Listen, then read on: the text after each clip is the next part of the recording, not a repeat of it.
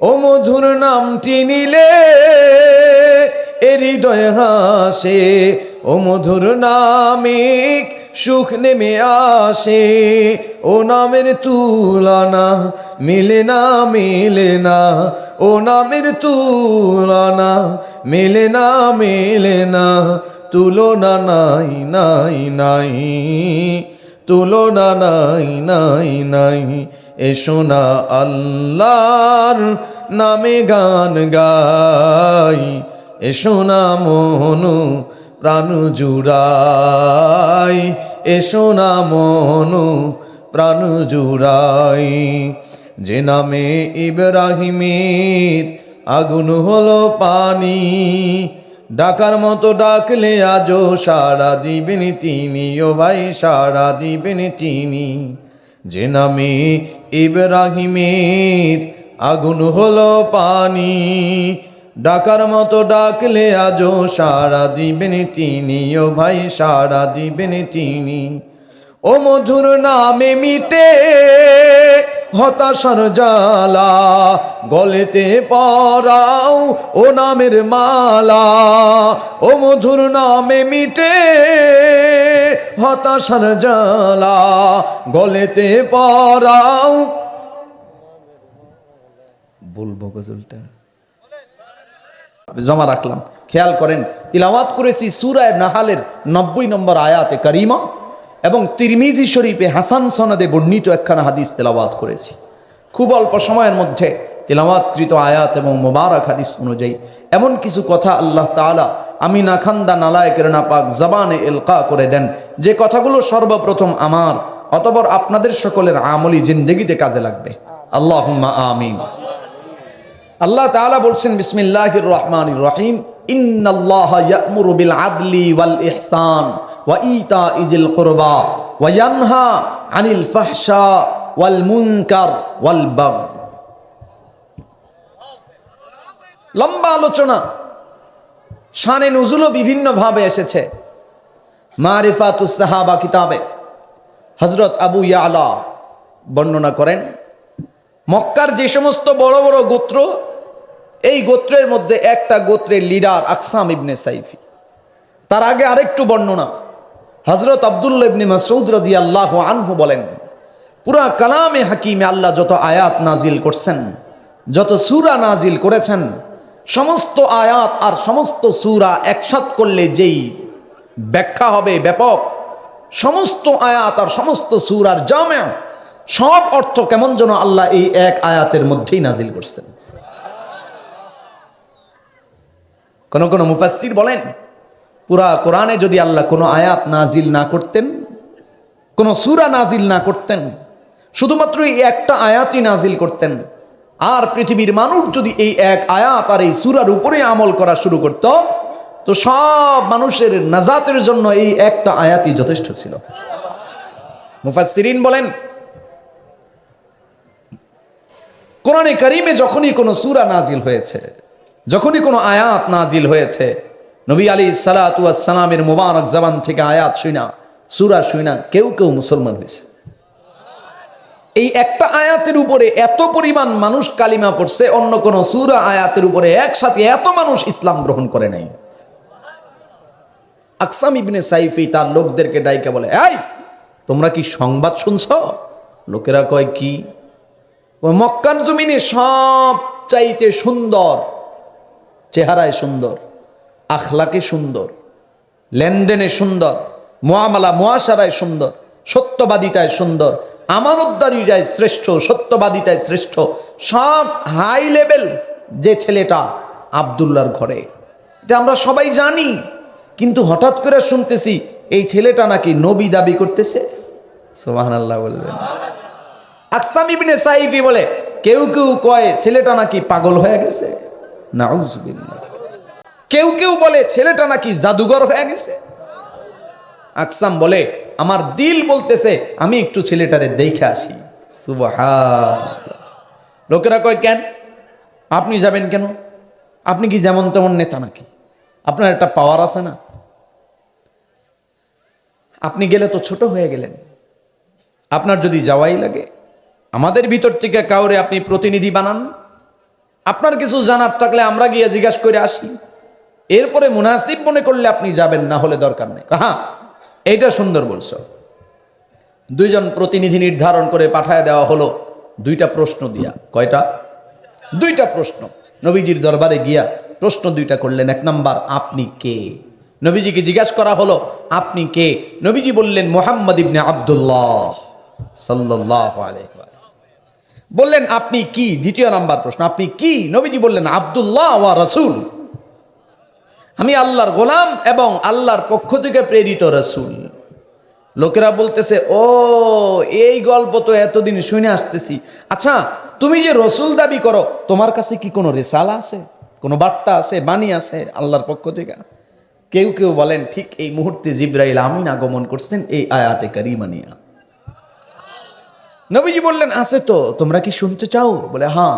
নবীজি তেলাওয়াত করলেন, বিসমিল্লাহির রহমানির রহিম, ইন্নাল্লাহা ইয়া'মুরু বিল আদলি ওয়াল ইহসান ওয়া ইতা'i যিল কুরবা ওয়া ইয়ানহা আনিল ফাহশাই ওয়াল মুনকারি ওয়াল বাগই ইয়া'iযুকুম লা'আল্লাকুম তাযাক্কারুন।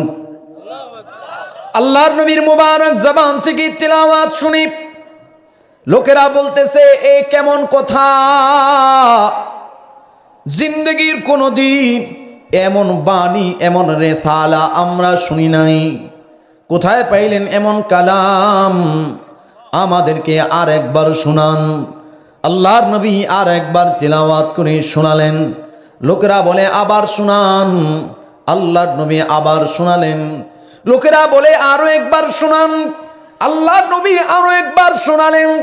হাত্তাকে এত পরিমাণ শুনেছে, আল্লাহর নবীর মোবারক জবান থেকে এত পরিমাণ শুনেছে, লোকেরা আয়াতটা মুখস্থ করে ফেলাইছে।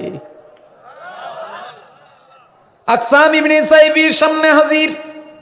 আপনার দুইটা প্রশ্নের জবাব, আপনার দুই প্রশ্নের জবাব আমরা নিয়ে আসলাম। আকসাম বলে, শোনাও। এক নাম্বার প্রশ্ন করেছি, কে? বললেন, আব্দুল্লাহ, মুহাম্মদ ইবনে আব্দুল্লাহ। আকসাম বলে, এই প্রশ্নের জবাবে আর কিছু বলে নাই? কপাল কুঁচকায় গেছে, আর কিছু কয় নাই? লোকেরা কয়, না, আর কিছু বলে নাই। বলে, দ্বিতীয় প্রশ্নের জবাব বলো। দ্বিতীয় প্রশ্নের জবাবে তিনি বলেছেন, তিনি আল্লাহর পক্ষ থেকে আল্লাহর বান্দা আর আল্লাহর পক্ষ থেকে প্রেরিত রাসূল। আকসাম বলে, তাইলে তিনি কি তোমাদের কাছে কোনো বার্তা দিয়েছেন? লোকেরা বলে, হ্যাঁ, বার্তা দিয়েছেন।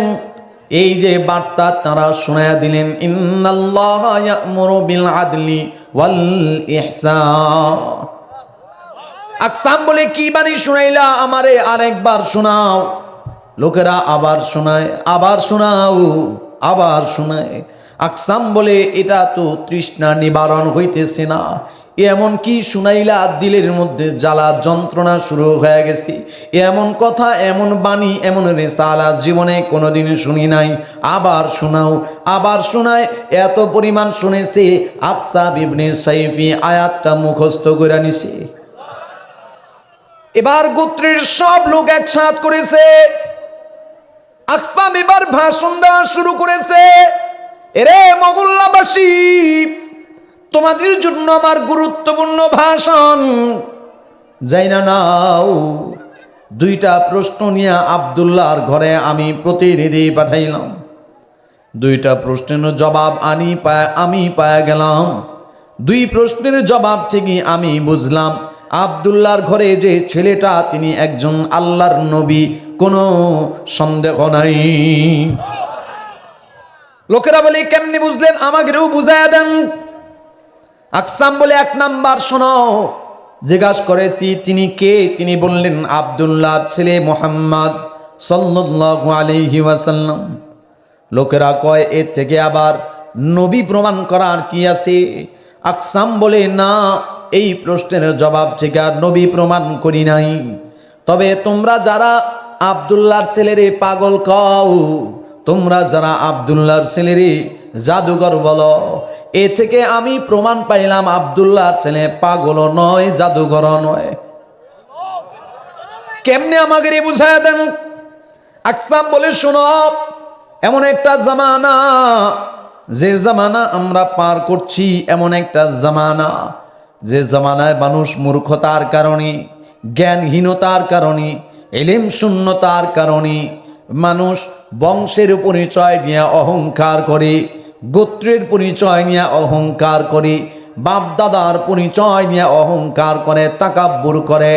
যেই অহংকার আর তাকাব্বুর মানুষের শোভা পায় না, যে ছেলেটার বাপ দাদার কোনো পরিচয় নাই, যে ছেলেটার বংশ পরিচয় নাই, যেই ছেলেটার গোত্রের কোনো পরিচয় নাই, ওই ছেলেটা পর্যন্ত রাস্তায় কলার নাচায়া চিনিস আমারে, কথা কয় না, চিনিস আমারে, বাপ দাদার পরিচয় নাই, তারপরেও কলার নাচায়া চলে। এমন খারাপ, এমন দুশ্চরিত্র, এমন জালেম আছে না নাই? আরে আমি তো একজন মেয়রের ছেলে, মেয়র। আমার আব্বা 2 বার মেয়র নির্বাচন করছে। পুলিশ প্রশাসন সহ সবাই বলতে বাধ্য হয়েছে যে আমার আব্বাই মেয়র। কিন্তু কথা হইল, প্রশাসন তো গোলামের ভূমিকায় ছিল, কথা কয় না, যার কারণে ওদের সামনেই ভাঙচুর কইরা বিভিন্নভাবে ব্যালট বাক্স ফিল আপ করে নিয়ে গেছে। কারা করছে আমরা তো দেখছি। আমার আব্বার ভোটটাও দিতে দেয় নাই, আমারও দিতে দেয় নাই। কারা করছে আমরা দেখছি। আপনাদের এই মুরব্বীদের তুলনায় আমি ওনাদের হাঁটুর বয়সী। আবার আমার হাঁটুর বয়সী পোলাপান, যারা স্কুলে যায় নাই, পড়াশোনা করে নাই, ক্লাস 2 পর্যন্ত গেছে, 3 পর্যন্ত গেছে, তাও ধান কাটার পরে যে এটা শুকায়া যায়, কি বলে আপনাদের দেশে বলেন না? খের, খের, খের, খের বলে। ধান কাটার পরে শুকায়া গরুরে খাওয়ায়, যেটা খের বলে। তো এটা তো আমাদের চাঁদপুরের সাথে মিল আছে। বগল তলে বই নিয়ে খেরের পাড়া বলে, ওই যে স্তূপ করে রাখে, যে এটার ভিতরে বই ঢুকায় রেখা মাঠে ময়দানে দৌড় দেয়। তো সারাদিন উল্টা পাল্টা করে আবার ছুটি হইলে বগল তলে আবার ব্যাগ নিয়ে বাড়িতে। হ্যাঁ, খুব পড়াশোনা করছি। এরা যখন একটু একটু বড় হয়, তখন আস্তে আস্তে যোগ দেয় বিড়ির আড্ডায়, এরপরে গাঁজা, এরপরে ইয়াবা, বাবা, দাদা যত আছে এর আড্ডায়। এরপরে এরা নজর কাড়ে হইল নেতার। তো নেতার ছত্র ছায়া এরা আসে। তো এরা আস্তে আস্তে নেতার ছত্র ছায়া চাইকা এমন কোনো অপরাধ নাই যা করে না, কথা কয় না। এরাই তো এই অরাজকতাগুলা করে। এই নয়ন বন্ড তৈরি হয়েছে কোন থেকে? নয়ন বন্ডরে ভুলে গেছেন এত তাড়াতাড়ি? বরগুনার নয়ন বন্ড না? তার মা কি বলছে? আমার ছেলে প্রতি রাত্রে ওসির টেবিলে বৈশা তাস খেলে, ওসির টেবিলে বৈশা আমার ছেলে তাস খেলে। নয়ন বন্ড, যার মানে বলা চলে যে জন্ম পরিচয় নাই, এরকম একটা জায়গার ছেলে, বস্তির ছেলে, ওসির টেবিলে বৈশা তাস খেলে। তার পাওয়ারটা কেমন? কোন জায়গা থেকে আসছে? ওই বড় বড় নেতারা দিছে। তো এরা আস্তে আস্তে উপরে যায়, উপরের দিয়ে আস্তে আস্তে জয়রা পড়ে, তো এরা আবার বড় নেতা হয়। 53 বছর ধরে দেখছি বাংলাদেশে যেটা যত বড় নেতা, ওইটা তত বড় দাগাবাজ, সন্ত্রাস, মাস্তান, বদমাস। তো কোন কথা জানি কইতে লইছিলাম এই কথা? আল্লাহুম্মা সাল্লি আলা সাইয়্যিদিনা সাল্লাল্লাহু আলাইহি ওয়া আলিহি ওয়াসাল্লাম। হ্যাঁ, শুনেন, পিতৃ পরিচয় নাই কিন্তু কলার না চায় চিনিস আমারে, এটি হলো ওই পার্টি। তো আকসাম বলে, এমন জামানায় আছি যার পিতৃ পরিচয় নাই, সেই মানুষটা পর্যন্ত কলার নাচায়া অহংকার করে, তাকাব্বুরি করে, পাওয়ার দেখায়। এই মক্কার জমিনে আব্দুল্লাহ এই ছেলেটারে কে না চিনে? সুবহানাল্লাহ বলবেন। এই যে আব্দুল্লাহর আব্বা আব্দুল মুত্তালিব, পুরা আরব গোষ্ঠীর মধ্যে এই লোকটারে কে না চিনে? এই মক্কার জমিনে কুরাইশ গোত্র, সারা আরবের মধ্যে কুরাইশ গোত্র কে না চিনে? হাশিমি কে না জানে, কে না চিনে? অথচ তাকে জিজ্ঞাসা করার সাথে সাথে শুধুমাত্র পরিচয়ের জন্য আব্বার নাম বলেছেন, দাদার নাম বলে নাই, গোত্রের নাম বলে নাই, বংশের পরিচয় নিয়ে অহংকার করে নাই। বুঝা নিলাম তোমরা যারা আব্দুল্লাহর ছেলেরে পাগল বলো, জাদুকর বলো, না না, আব্দুল্লাহর ছেলে আগের মতোই জ্ঞানী। শুধু তা না, বরং জমিনে তার চেয়ে জ্ঞানী আর দ্বিতীয়টা নাই। লিডার, 2 নম্বর প্রশ্নের জবাব থেকে কি বুঝলেন? আকসাম বলে, শুনে নাও, 2 নম্বর প্রশ্নের জবাব, তার কাছে আমরা বলেছি তিনি কি? তিনি বললেন তিনি আল্লাহর রাসূল। তাইলে আল্লাহর পক্ষ থেকে বার্তা শোনাও। তিনি একটা বার্তা শুনাইলেন, যে বার্তাটা ইতিপূর্বে আমরা জমিনে কারো কাছ থেকে শুনি নাই। মুহতারাম হাজিরিন, খেয়াল করেন, আকসাম ইবনে সাইফি বলে, ও আমার মহল্লাবাসী, এমন একটা জামানা আমরা ফেস করছি, এমন একটা জামানার মোকাবিলা আমরা করছি, এমন একটা জামানা আমরা পার করতেছি, যে জামানায় জমিনের এমন কোনো অন্যায় অপরাধ নাই যা মানুষ করে না। কথা কয় না? বাবা তার মেয়ের সঙ্গে জিনা করে, নাউজুবিল্লাহ। মা তার সন্তানের সঙ্গে জিনা করে, চাচা ভাতিজির সাথে, ভাতিজি চাচার সাথে, ভাগিনী মামার সাথে, ফুফু তার ভাগ্নি ভাতিজার সাথে এমন অপকর্ম করে। এমন জামানা আমরা পার করতেছি। আব্বা তার ছোট্ট কন্যা সন্তানটাকে নিয়ে হাত জুড়ে আদর করতে করতে ভয়ঙ্কর জঙ্গলের দিকে রওনা হয়েছে। জিজ্ঞাসা করি, কই যাও? আব্বা চোখের পানি ছাইড়া দিয়া কাঁদতেছে আর বলতেছে, মহল্লাবাসী, আমার ঘরের মধ্যে একটা কন্যা সন্তান জন্মাইছে। আমার কন্যা সন্তানটা জন্মানো কত বড় অপরাধ! কন্যা সন্তানটা জন্মানো এত বড় অপরাধ। জন্ম থেকে নিয়ে আজ পর্যন্ত কন্যা সন্তানটারে ঘরের মধ্যে লুকায়া রাখছিলাম, কিন্তু আজকে আর পারি নাই। সন্তানটা যখন আব্বু আব্বু ডাক দেওয়া শুরু করেছি, মহল্লার মানুষ আমার কপালে, আমার চেহারায় থুথু নিক্ষেপ করতেছে। তোর ঘরের মধ্যে কন্যা সন্তান রেখা চেহারা কেমনে দেখাস? নাউজুবিল্লাহ। কন্যা সন্তানকে সমস্ত নষ্টের মূল মনে করা হতো, সমস্ত কিছুর অপয়া সব নষ্টের মূল মনে করা হতো। মুহতারাম হাজিরিন, এই মনে করার কারণ থেকে নিয়ে হাজারো লক্ষ কন্যা সন্তানকে আপন পিতা নিজ হাতে জীবন্ত কবরস্থ করেছে। এই ছিল নারীর সম্মান। এই জমিনে এখনো এমন অনেক ধর্ম আছে যে ধর্মে নারীর অল্প বয়সী মাত্র বিয়া দিছেন, হঠাৎ স্বামী মারা গেছে, হইতে পারে না? তাহলে স্বামীরে পুড়াইয়া দিতেছে, তো স্বামীর শরীরের সাথে এই মেয়েটারও বাইন্দা জীবন্ত পুড়াইয়া দিতেছে। এটা তো অপয়া, অলক্ষণে। স্বামী মারা গেছে, অতএব এর বাইচা থাকার দরকার নাই, আগুন দিয়ে পুড়াইয়া দাও। নাউজুবিল্লাহ বলার দরকার নেই।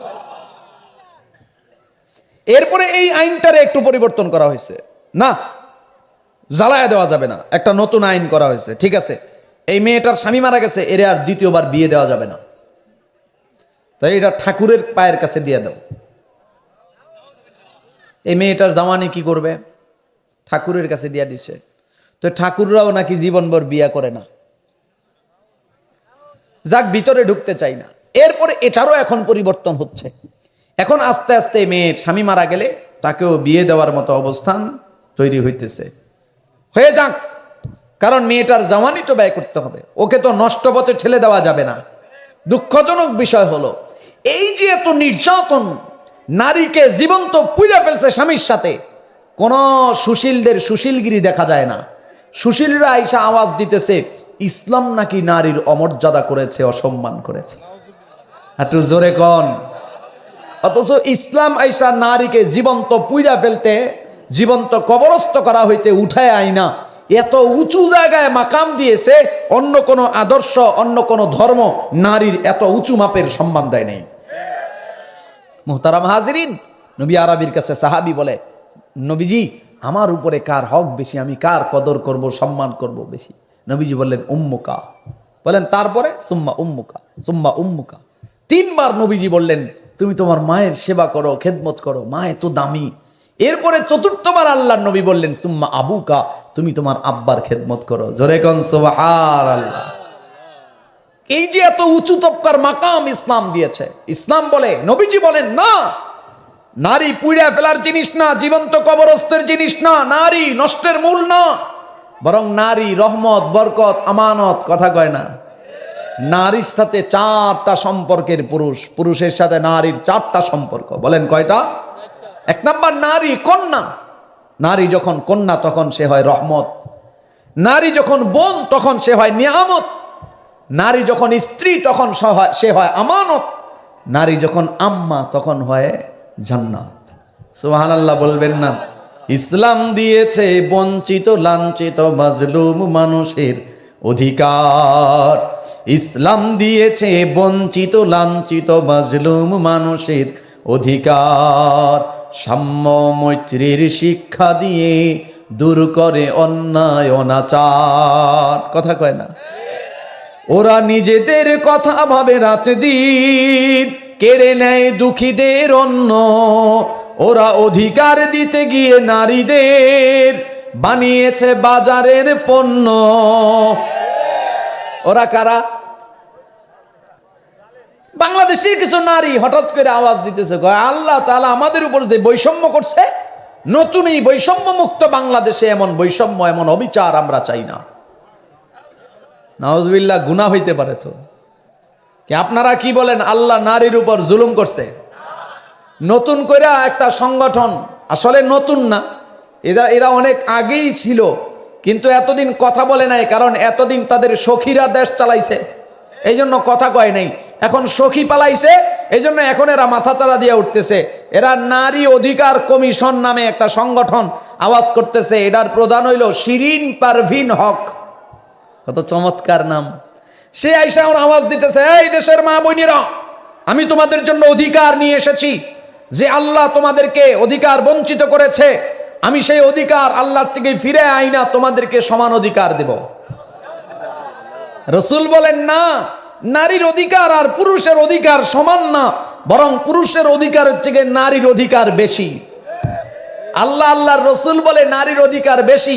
ওরা কয়, মা, তোমাদের সম্মান আল্লাহ দেয় নাই, আমি দেওয়ার জন্য আসছি, সমান করে দেব।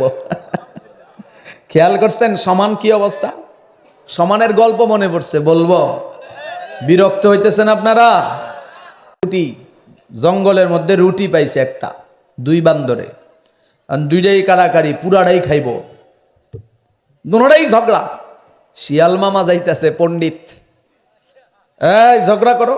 পণ্ডিত মশাই, রুটিটা আমি পাইছি, ও নিয়ে আসে, আমি ঝগড়া, অপেক্ষা করো, আমি বন্টন করে দিতেছি। পাল্লা আনছে, পাল্লা দিয়া দুই বান্দর দুই পাশে, মাঝখানে শিয়াল মামা পণ্ডিত, তিনি পাল্লার মধ্যে ভাগ করে দুইটা রুটির দুই অংশ দুই পাল্লার মধ্যে রাখছেন। তো যেই পাল্লাটা একটু ভারী হয়ে যায়, সেখান থেকে একটু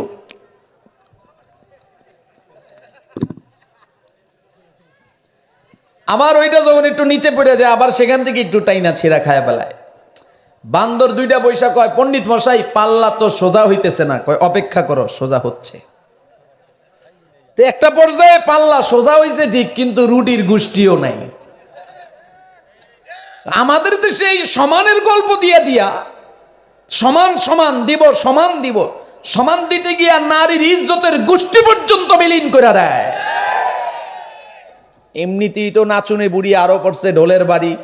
আমাদের দেশের কিছু নারীদের এমনিই তো পিছনে কারেন্ট বেশি, তো ওনারা কয় আমাদের অধিকার দরকার সমান।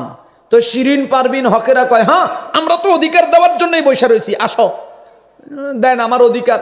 কয়, তুমি এই যে ধরো একটা ফুটবল দিয়ে নিয়ে যাও, তুমি ফুটবল খেললে তোমার অধিকার নিয়ে আসো। কথা কয় না? তো আরেক গ্রুপ নারী এসে কয়, আমারও অধিকার দরকার ম্যাডাম, আমারও অধিকার দেন। কয়, ও, তোমার অধিকার দরকার, নাও, ক্রিকেটার ব্যাট দিয়ে দিছে, যাও তুমি তোমার অধিকার খেললে নিয়ে আসো। আরেক দল এসে কয়, আমারও দরকার। তো হেরে কয়, তুমি বক্সিং খেলো। আর আমারও দরকার, তুমি ভলিবল খেলো। আর আমারও দরকার, তুমি কি জানো এই যে কক র্যাকেট খেলো। এরকম খেলার মধ্যে নামায়া দিছে। তো এখন খেলার জন্য এরা মাঠে নামবা, কয়েকদিন আগে দেখি টেলিভিশনে কানতেছে আর বলতেছে যে আমরা যে খেলাধুলা করতেছি, দেশের মানুষ খুব সমালোচনা করতেছে, আমাদেরকে নিয়ে বাজে মন্তব্য করতেছে, আমরা কি আমাদের জন্য খেলি? কে তোমাদের পায়ে ধরছিল যে তোমরা খেলো? কথা কয় না? তোমাদের পায়ে ধরছিল কে যে তোমরা খেলো? এই যে শিরিন পারভিন হকেরা যে নামছে আল্লাহর বিচার করার জন্য, আল্লাহর বিচারের জন্য নামছে না? আল্লাহ তো অধিকার বঞ্চিত করছে, আর আল্লাহর অধিকার ফিরাইয়া দিবে আল্লাহ থেকে, আইন না কায়দা আইনে আল্লাহর বিচার করবে নামছে। এরা কি মনে করছেন এমনি এমনি নড়াচড়া করে? লেজে কুত্তা নাড়ায় অথবা কুত্তায় লেজ নাড়ায়। খেয়াল করবেন, এদের পিছনে স্বঘোষিত দেশদ্রোহী দুশ্মন, দেশের ইসলাম, দেশ ও মানবতার দুশ্মন শাহরিয়ার কবিরের মতো বদমাশগুলো আছে। এদের পিছনে জাফর ইকবালদের মতো স্বঘোষিত নাস্তিক মুরতাদরা আছে, যার কারণে এরা সাহস পাইতেছে, এরা চিল্লায় রোডে গাড়ে। তো জিজ্ঞাসা করি, জাফর ইকবাল স্যার, শাহরিয়ার কবির মহোদয়, আপনি অধিকারের জন্য এদেরকে রাস্তায় নামাইলেন, তারা অধিকার ফিরা নিবে, নিজের অধিকার, তো আপনার ঘরের মেয়ে আর আপনার ঘরের বউ করে দিয়ে নামাইলেন না? কি ও কথা কন না কেন? কি আমার ভাষা বুঝতেছেন তো? তা আপনার ঘরের মেয়ের অধিকার দরকার নাই? আপনার নায়নাতকুর যারা আছে নাতি মেয়েদের মধ্যে, এদের অধিকার দরকার নাই? তখন কথা কয় না। এরা মূলত আমেরিকারে ফলো করে দরকারের সময়। কখন? আমেরিকা কি করছে দেখেন, এদের চেহারার মধ্যে একটা চপেট আঘাত এমন জোরে করছে যে নারীকের অধিকার অধিকার অধিকার এত ওয়াজ করে আমেরিকা। তো আমেরিকার সবক নিয়ে এরাও নারীর অধিকার অধিকার ওয়াজ করে। তো কয়েক মাস আগে আমেরিকার প্রেসিডেন্ট নির্বাচন হয়েছে না? তখন আমেরিকার প্রেসিডেন্ট নির্বাচনে নারীদেরকে একটা লাথি দিয়ে বসায় দিয়েছে, তুই প্রেসিডেন্ট হবি কেন আমি থাকতে? এরাও এদের থেকে শিখছে নারীদের অধিকার দরকার, কিন্তু আমেরিকাও জানে যে নারীরাতে ক্ষমতা দিলে দেশ চলবে না, এই জন্য তারা নারীদের সব জায়গায় আগায় দেয়, অন্য দেশে নিজেরা এটা মানে না। তো আমাদের দেশে শাহরিয়ার কবির আর এই জাফর ইকবালেরা, এরা মানুষের ঘরের মেয়েদের অধিকারের জন্য খুব তৎপর। এর বাংলা ভাষায় হইল, বাংলা হিসাব হইল, সব শিয়ালে মুরগির স্বাধীনতা চায়, সব ধর্ষকগুলো, সব লোলুপ দৃষ্টির কুচরিত্র মানুষগুলা নারীর স্বাধীনতা চায়, আর কিছুই না। এজন্যই বলা হয়েছে, ওরা অধিকার দিতে গিয়ে নারীদের বানিয়েছে বাজারের পণ্য, ওরাই চিহ্নিত দুশ্মন ইসলাম মুসলিম উম্মার।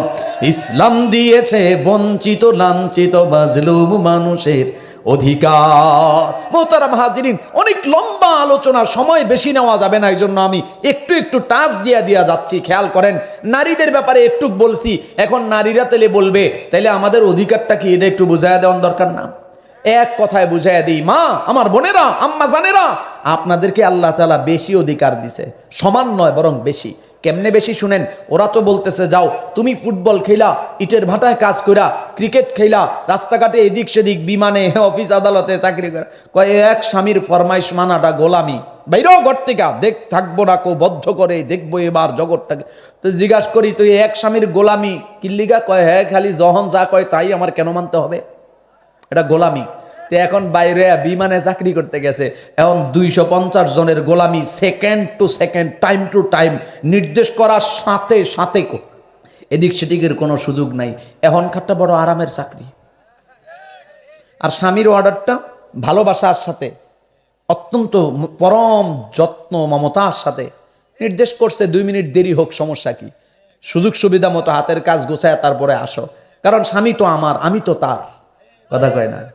কিন্তু ওখানে তোমার চাকরি বাঁচাইতে হবে। 250 মানুষ যখন যেখানে বলতেছে, এখানে এটা, এখানে উদ্দরের উপরে, টাইম টু টাইম, ওটা করতে সমস্যা নাই, কিন্তু স্বামীর নির্দেশ পালন করতে গোলামি। এমন দাসত্বের জীবন দরকার নেই। মায়েরা, আপনাদেরকে আল্লাহ কেমন মর্যাদাটা দিছে শুনেন। ওরা তো বলতেছে তোমার অধিকার, তুমি কষ্ট করে কাইরা নিয়ে আসো, কষ্ট করে 24 ঘন্টা খাইটা ঘাম ঝরাইয়া নিয়ে আসো। আল্লাহ বলে না, তুমি রানীর মতো মসনদে বসা থাকবা, তোমার জন্য 4 জন খাদেম আল্লাহ রেডি করে রাখছেন। এই 4 জন খাদেম জীবন বাজি রেখা তোমার মুখের মধ্যে খাবার তুইলা দিবে। 1 নাম্বার তোমার আব্বা। নারী যখন কন্যা হয় তখন আব্বা সারা দুনিয়া হাতের মুঠোয় হইল নিয়ে আসার জন্য চেষ্টা করে, একটা লোকমা খাবার কন্যার মুখে তুলে দেওয়ার জন্য। কথা বলেন না কেন? নারী যখন বোন হয়, বড় ভাই চেষ্টা করে দুনিয়ার সব কিছুর বিনিময়ে হইল আমার ছোট বোনের আবদারটা যেন পুরা করি। নারী যখন স্ত্রী হয় তখন সারা দুনিয়া, আমার মায়েরা, আমার বোনেরা, আপনারা তো জানেন না, আপনারা তো মানে নারী, আপনারা পুরুষ কিভাবে বুঝবেন? আমরা তো পুরুষ, আমাদের অপশনটা আমরা বুঝি, আপনাদের অপশনটা আপনারা বুঝেন। একজন স্বামী কি চায়? শুধুমাত্র একটু আনুগত্য, একটু হাসি খুশির সাথেই স্বামীর আনুগত্যটা করেন, সারা দুনিয়া আপনার পায়ের কাছে ফেলে দিতে প্রস্তুত একটা পুরুষ। আল্লাহ স্বামীকে আপনার খাদেম বানাইছেন। এরপরে বাকি রয়েছে কি? সন্তান। আপনার বড় সন্তান, সারা দুনিয়া একদিকে আমার মাকে রাজি করায় আমার জান্নাত কামাই করতে হবে, এটার নাম সন্তান। সুতরাং এই 4টা খাদেম আপনার জন্য আল্লাহ বানায় রাখছে। বৈশা থাকবেন, ওরা মুখে তুইলা দিবে, বলে তাইলে কি আমি কি ঘরে বৈশা থাকি? আমি তো কাজও করি। হ্যাঁ, আপনারও তো কিছু কার্যক্রম দরকার আছে, নাইলে তো শরীর জং ধরে যাইব। এই জন্য মোহাব্বতের সাথে আপনি ঘরের কিছু কাজ করবেন, আর ওরা তামাম দুনিয়া ঘুরে আপনার মুখে খাবারের জন্য চেষ্টা করবে। এরপরে ইসলাম কি বলে? ইসলাম বলে আপনাকে বেশি দেওয়া হয়েছে। কিভাবে? খুব সংক্ষেপ, আমি এই ব্যাপারে আর বলবো না। আপনি আপনার ছেলে এবং মেয়ে দুইটাকে ডাক দিয়ে সামনে বসাইছেন। আব্বু, ছেলেকে বললেন এই নাও 1000 টাকা দিলাম, আম্মু এই নাও 500 টাকা দিলাম। ছেলেকে দিলেন 1000, মেয়েকে দিলেন 500। মেয়ের তুলনায় ছেলে কয় গুণ পাইল? 2 গুণ। ছেলের তুলনায় মেয়ে কয় গুণ পাইল? 1 গুণ। এই জায়গাতেই তো মাথা গরম হয়ে গেছে। আল্লাহ তাআলা মেয়ের উপরে এত বিচার করলেন, মেয়েকে 1 গুণ কেন দেওয়া হলো, ছেলেকে 2 গুণ কেন দেওয়া হলো? এতেই তাদের যন্ত্রণা। আসলে এটা বোঝার মতো মেধা, মনন, মস্তিষ্ক তাদের মাথায় নাই। আপনি ছেলেকে 1000 টাকা দিয়া বললেন, বাবা তোমার নানু বাড়ি যাইবা, নানু অসুস্থ, ফল ফলাদি কিনতে হবে, গাড়ি ভাড়া লাগবে, অটো ভাড়া লাগবে, ভ্যান রিক্সা ভাড়া লাগবে, ফল ফলাদি কিনা, যাওয়া এবং আসার ভাড়া, মাঝখানে তোমার বোনের জন্য কিছু চকলেট, ও যদি কোনো মজা খাইতে চায় মজা। এটা এই 1000 টাকা দিয়ে যদি না হয়, প্রয়োজনে তুমি কোন জায়গা থেকে কিভাবে ইনকাম করে টাকা ফিল আপ করো তোমার হিসাব, আমি তোমারটা তোমারে দিয়া দিলাম। 500 টাকা তোমার বোনরে দিছি, সাবধান ওই টাকার দিকে নজর দিবা না। আর আপনার কন্যাটারে বললেন, আম্মা তোমার এই 500 টাকা দিলাম, ভ্যানিটি ব্যাগে যত্ন করে রাইখা দাও, সাবধান তোমার ভাইয়া চাইলে দিবা না। আপনার ছেলে এবং মেয়ে নানু বাড়ি গেল, সবকিছু নিয়ে গেল, মাঝখানে টাকা শেষ, ইটের ভাটায় কাজ করে ছেলেটা আরো টাকা গুছাইছে, গুছাইয়া নানু বাড়ি গিয়া ফেরত চলে আসছে, বেড়ানো শেষ, বুঝা জবাব দিবেন। ছেলে মেয়ে আপনার সামনে দাঁড়ানো, ছেলের হাতে কয় টাকা বাকি আছে? কত টাকা তো নাই, বরং উল্টা আরো সে ইনকাম করে ভিতরে ঢুকাইছে। কথা বলেন ঠিক না ঠিক? মেয়ের হাতে রইল কয় টাকা? 500 টাকা। তাইলে মেয়েটার হাতে যে 500 টাকা আপনি দিলেন, মেয়েটার খরচের কোনো খাত আসেনি? কোনো খাত নাই, বরং ভাইয়ের ওই জায়গা থেকে মেয়েটা খরচ করছে, ভাড়াও হইল, খাওয়াও হইল, বেড়ানিও হইল, আসার পরে যেই 500 সেই 500। বলেন মেয়ের উপরে কি অন্যায় করা হয়েছে, না এত উচ্চতর ইনসাফ করা হয়েছে যার উপরে কোনো ইনসাফ হয় না? তার তো টাকারই দরকার নাই, তবু তাকে 500 টাকা দিলেন। 500 টাকা তার ভ্যানিটি ব্যাগের মধ্যে সে রাইখা দিল। ইসলাম বলে, এই নারী, তোমার খরচের খাত নাই, তুমি আব্বার আন্ডারে, আব্বা তোমার খেদমত করবে, বড় ভাইয়ের আন্ডারে, বড় ভাই তোমার খেদমত করবে, তোমার বড় সন্তানের ঘরে সন্তান তোমার খেদমত করবে, স্বামীর ঘরে স্বামী তোমার খেদমত করবে, তোমার খরচের কোনো খাত নাই। যা লাগে এই 4 জনের কাছ থেকে তোমার প্রয়োজন অনুপাতে খরচ হবে। তারা তোমাকে মোহাব্বত আর শ্রদ্ধা ভালোবাসার সাথে তোমার খরচের জন্য তারা প্রস্তুত থাকবে। যদি কেউ বলেন এই 4 জনের কেউ তো আমার নাই, ইসলাম বলে তাইলে দেশের রাষ্ট্রপ্রধান তোমার দায়িত্ব নেবে।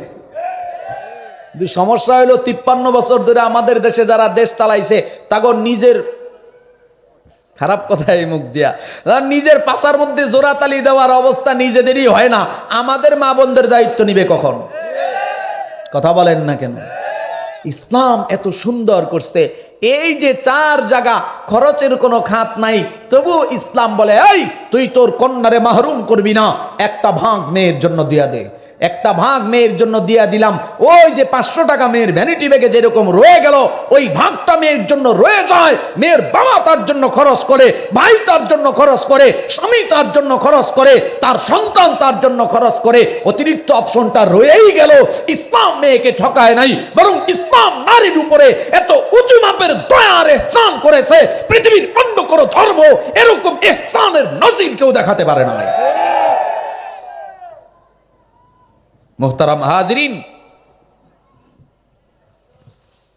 দুঃখজনক বিষয় হলো দেখতে না পারি, এই জন্য চলন বাঁকা। ইসলাম আসলেই নারীকে এত উঁচু সম্মান দিয়েছে, কিন্তু আমরা ইসলাম দেখতে পারি না বিধায় আমরা আওয়াজ দিতেছি ইসলাম নাকি নারীর অসম্মান করেছে। আওয়াজ তুলুন, ঘরে ঘরে কথা বলুন, মাঠে ময়দানে, নগরে বন্দরে শহরে, ইসলাম নারীকে এত উঁচু তবকার সম্মান দিয়েছে, অন্য কোন আদর্শ এত উঁচু তবকার সম্মান দিতে পারে নাই। কথা বলেন ঠিক না বেঠি? আব্বা তার সন্তান কি জীবন্ত কবরস্থ করার জন্য রওনা, মনে আসেনি? জিজ্ঞাসা করার পরে কাঁদতেছে আর বলতেছে কন্যা সন্তান জন্মানোটা এত অপরাধ, যে অপরাধের কারণে কন্যা সন্তানের জীবন্ত দাফন করে ফেলাই। এমন একটা জামানা, যে জামানায় অপরাধ করতেছি আর কেউ এসা বলবে অপরাধ করবি না। জীবন্ত সন্তান কবরস্থ করছি, কেউ এসা বলে না কবরস্থ করবি না। অশ্লীল কাজ করতেছি, কেউ কোনোদিন বলে না অশ্লীল কাজ করবি না। আজ পর্যন্ত কোনোদিন আমি আমার সন্তানরে বলি নাই, আমার বাবা কোনোদিন আমাকে বলে নাই, আমার দাদা কোনোদিন আমার বাবাকে বলে নাই, আমার দাদাকে কোনোদিন আমার দাদার বাবা বলে নাই। কোত্থেকে বলবে? কারণ যে শব্দগুলা দিয়া নসিহাত করা লাগে, এই শব্দগুলা জমিনের কারো জানা নাই। রে আমার মহল্লাবাসী, আকসাম ইবনে সাইফি বলে, রে আমার মহল্লাবাসী, আমরা জাগতিক দুনিয়ায় দুনিয়াবী দৃষ্টিতে আব্দুল্লাহর ছেলেকে কারো কাছ থেকে পড়াশোনা করতে দেখি নাই। হাতে খড়ি নাই, যে ছেলেটা কারো কাছে পড়াশোনা করলো না, হাতে খড়ি নিল না, মাআযাল্লাহ জগতের দৃষ্টিতে যে ছেলেটা মূর্খ, এ ছেলেটা এমন একটা নসিহত কোথায় পায় যেটা আজ পর্যন্ত জমিনবাসী কোনোদিন শুনে নাই। আমি বুঝা গেলাম এই বাণীটা, এই বার্তাটা, এই রিসালা, এই কালাম আব্দুল্লাহর ছেলের বানানো ঘরের কথা নয়, এটা নিশ্চয়ই আল্লাহ তাআলা আসমান থেকে নাজিল করেছে। মুহাম্মদ হারগিজ না গুফতা, তা না গুফতা জিবরাইল। মুহাম্মদ হারগিজ না গুফতা, তা না গুফতা জিবরাইল। জিবরাইল হারগিজ না গুফতা, তা না গুফতা রব্বুল জলিল। জিবরাইল হারগিজ না গুফতা, তা না গুফতা রব্বুল জলিল। আল্লাহু আকবার জোরে করে বলেন। মুহতারাম হাজিরিন, শেষ করব নাকি একটু সামনে আগাবো? মুহতারাম হাজিরিন, এই যে পয়গম্বরের মুবারক জবান, আল্লাহর নবীর মুবারক জবান থেকে আয়াতি কারিমা শুনে আকসাম ইবনে সাইফি লম্বা ভাষণ দিয়া এবার বলতেছি, ও আমার মহল্লাবাসী শুইনা নাও, আমি রওনা হয়ে গেলাম আব্দুল্লাহর ছেলের কাছে। যেহেতু আমি বিশ্বাস করেছি, আমি প্রমাণ পেয়েছি আব্দুল্লাহর ছেলে একজন আল্লাহর রসুল, কোনো সন্দেহ নাই। আমি তার হাতে হাত দিয়া কালিমা পড়ব, মুসলমান হয়ে যাব। ওই রাস্তাটা কল্যাণের রাস্তা, কোনো সন্দেহ নাই। তোমরা শুনা নাও, তোমরা আমার কথা মাইনা নাও। খুব শীঘ্রই জামানাটা এমন আসবে, সারা দুনিয়ায় সব মানুষ আব্দুল্লাহর ছেলের আনিত ধর্ম গ্রহণ করবে। দুনিয়ার সব মানুষ যদি মুসলমান হয়ে যায়, রে আমার মহল্লাবাসী, তোমরা প্রথম কাতারে মুসলমান হয়ে যাও, যেন তোমরা সারা দুনিয়ার মুসলমানদের পয়লা কাতারে থাইকা তোমরা নেতৃত্ব প্রদান করতে পারো। আকসাম রওনা হয়ে যায়, আর লোকেরা বলে লিডার একটু দাঁড়ান। আজ পর্যন্ত কোনোদিন এমন কোনো ঘটনা হয় নাই, এ গোত্রের মধ্যে, এ বংশের মধ্যে এমন কোনো ঘটনা হয়নি যে জায়গাটা খারাপ জায়গা, ওই জায়গায় আপনি একা গিয়েছেন আর আমাদেরকে কি বলে আপনি গিয়েছেন আমাদেরকে যাইতে দিয়েছেন, এমন কোনোটা হয়নি। যে জায়গাটা ভালো জায়গা আপনি নিজে গিয়েছেন, আমাদেরকেও নিয়েছেন। আজকের এই রাস্তাটা যদি কল্যাণের রাস্তা হয়, আজকের এই রাস্তাটা যদি ভালো রাস্তা হয়, তাহলে আপনি একা একা কেন আমাদেরকে রাইখা যাইতেছেন কেন? আমাদেরকেও নিয়ে যান। আব্দুল্লাহর ছেলের দরবারে কিতাবে লেখা হয়, শত শত মানুষের একটা কাফেলা নিয়া আকসাম ইবনে সাইফি আল্লাহর নবীর মোবারক হাতে হাত দিয়া কালিমা পইরা মুসলমান হয়ে গেছে। বিবেক দিলে বুদ্ধি দিলে চিনিতে তোমায়, তব কালাম শুনতে কর্ণ দিলে যে আমায়। বিবেক দিলে বুদ্ধি দিলে চিনিতে তোমায়, তব কালাম শুনতে কর্ণ দিলে যে আমায়। চক্ষু দিলে, বলেন চক্ষু দিলে সব দেখিতে, চক্ষু দিলে সব দেখিতে, নেয়ামত তোমার, তোমারই দয়া ছাড়া কেমনে হব পার, তোমারই দয়া ছাড়া।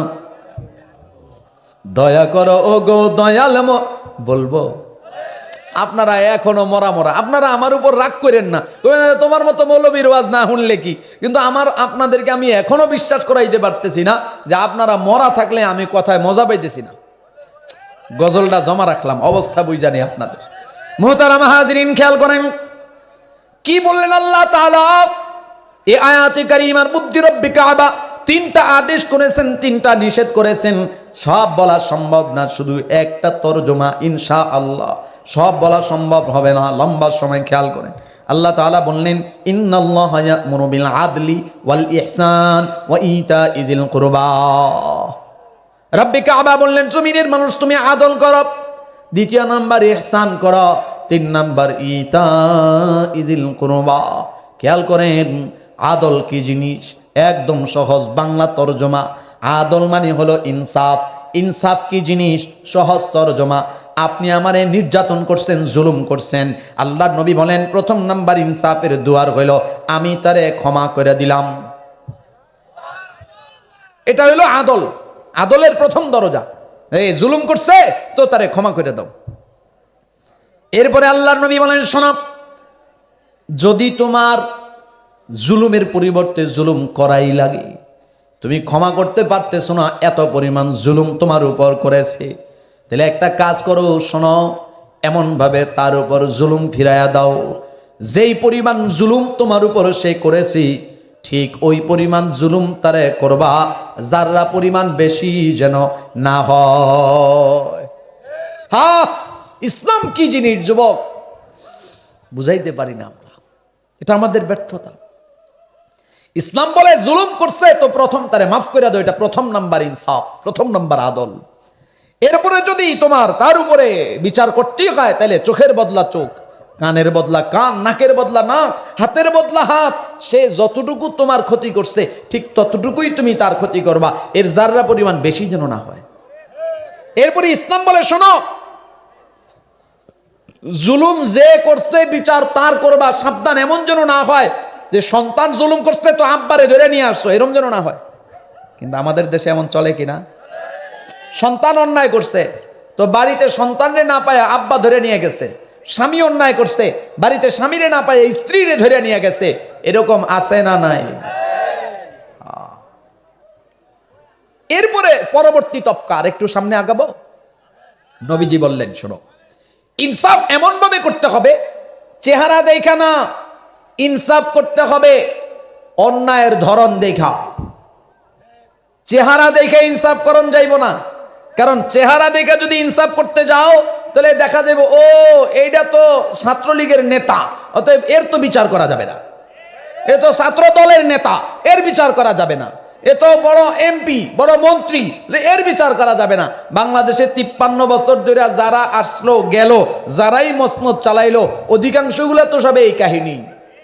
কথা কয় না, একটা বালিশ এটার দাম হয় 7 কোটি টাকা, এই বালিশটারে নিচতলা থেকে দোতলায় উড়াইতে লাগে 2 কোটি টাকা। কি মিছা কথা কইতেছি? চিন্তা করছেন কোন পর্যায়ে গেছে দেশটা? এই দেশে কোনো মানুষ নাই, পৃথিবীর বাইরের মানুষরা শুনলে কইব কি এই দেশে কি সব হিয়াল কুত্তা থাকে নাই? এই দেশে মানুষ কই গেল? একটা বালিশের দাম 7 কোটি টাকা হয় কেমনে? এরকম করতে করতেই স্বাধীনতার বয়স পেরে 53তে পা দিলাম, ওরা তো সবই পেল, আমরা বলো কি পেলাম? স্বাধীনতার বয়স পেরে 54তে পা দিলাম, ওরা তো সবই পেল, আমরা বলো কি পেলাম? শান্তির লাগি কান্দা মরি, শান্তির কোথাও না হিলেশ, দেখতে দেখতে গোল্লায় গেল আমার সোনার বাংলাদেশ। একে একে শেষ করেছি সবার দেখা হইল শেষ, দেখতে দেখতে গোল্লায় গেল আমার সোনার বাংলাদেশ। মুহতারাম হাজিরিন, হাদিসের দরসে আল্লাহর নবী মুবারক মাজমা নিয়ে বসেছেন। আল্লাহ নবী সাহাবায়ে কেরাম নিয়ে হাদিসের দরস দিতেছেন। এমন সময় আল্লাহর নবীর একজন নাতি হযরত যায়েদ ইবনে হারিসা রাদিয়াল্লাহু আনহুর সন্তান উসামা ইবনে যায়েদ রাদিয়াল্লাহু আনহুমা ছোট্ট সন্তান। আল্লাহর নবী হাসান এবং হুসাইন রাদিয়াল্লাহু আনহুমারে যেমন আদর করতেন, উসামা ইবনে যায়েদরেও আল্লাহর নবী ওই রকম আদর করতেন। আল্লাহর নবীর কোলের উপরে আইসা পড়ছে, দাড়ি মোবারক যারা খেলা করে আর দাদার সঙ্গে মজা করে আর দাদা হাদিস পড়ায় আর আদর করে। এমন সময় উসামা ডাক দিয়া কয়, দাদা যান, একটা আরজি করার জন্য আপনার কোলে উঠে পড়ছি। কি আরজি করবে বলো? দাদা যান, ওই যে মাকজুমি গোত্রের যে মহিলা চুরির অপরাধে ধরা পড়েছে, আপনি নির্দেশ করেছেন মহিলার হাত কেটে দেওয়ার জন্য। ও দাদা যান, সম্ভ্রান্ত বংশের মহিলা, সম্ভ্রান্ত বংশের মহিলা, আপনি যদি একটু বিচারটা মওকুফ করে দিতেন, সাজাটা যদি একটু কমায়া দিতেন। বলার সাথে সাথে আল্লাহর নবীর মোবারক চেহারা রক্তিম আকার ধারণ করেছে। রাগে আল্লাহর নবী কাঁপতেছিলেন, দাঁড়ায়া গেলেন মিম্বরের উপরে, ভাষণ দেওয়া শুরু করলেন। এই, তোমরা কি মনে করছো আমি কিছু বুঝি না? তোমাদের এই সাহস কারণ নাই যে আমার কাছে এই আবেদন করবা, এই জন্য ছোট্ট শিশু পাঠাইছ? শোনো, তোমাদের অতীত জাতি কেন ধ্বংস হয়েছে জানো? এই কারণে যে তাদের মধ্যে সম্ভ্রান্ত কেউ যদি চুরি করত, তাহলে তারা বিচার করত না, কিন্তু লো লেভেলের যারা চুরি করত এদের হাত কাটা দিত। আল্লাহর নবী বললেন, শোনো, আজকের এই মহিলার পরিবর্তে যদি আমার মেয়ে ফাতেমাও এখানে চুরি করত, আমি তার হাত কেটে দিতে ন্যূনতম দ্বিধাবোধ করতাম না। এটা ইসলাম, এটা ইসলাম। আমাদের দেশে ওবায়দুল কাদেরেরা যখন চুরি করে, দুর্নীতি করে, হাজার হাজার কোটি টাকা, লক্ষ লক্ষ কোটি টাকা যে চুরি করে, আমরা স্যালুট করি, এরা দেশের বড় সন্তান, বড় দায়িত্বশীল। আর মসজিদের জুতা চোর ধরা পড়লে ওরে পিছায়া ফেলি যাইটা। কথা বলেন না কেন? আল্লাহ নবী বলছেন, আমার মেয়েও যদি চুরি করতো হাত কাইটা দিতে দ্বিধা করতাম না। এটার নাম ইসলাম। একটার হাত কাইটা দেন বাংলাদেশে, দেখবেন বাংলাদেশে আর চুরি থাকে না। চুরি চোরের হাত কাইটা দেওয়ার জন্য যাদের দয়া হয়, মায়া লাগে, আহা বেচারার হাতটা কাইটা দিবে, তাহলে বুঝবেন ওগুলোও চোরের গোষ্ঠী। এই জন্য চোরের হাত কাটা কামনা করে না।